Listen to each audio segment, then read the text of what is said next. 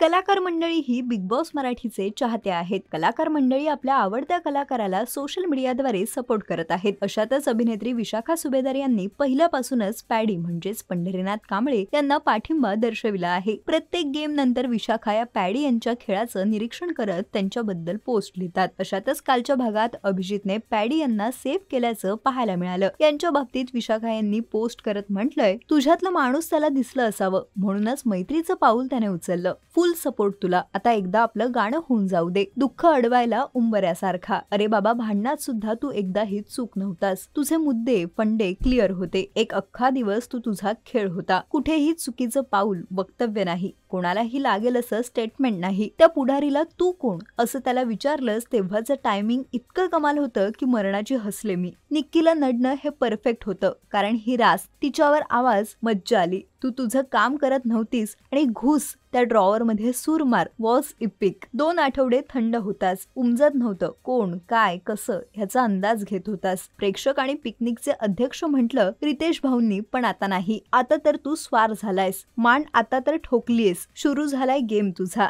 जरी तू शांत तरी नसे, तू थंड आग हे. आम्हाला माहिती आहे जिगरा आहे.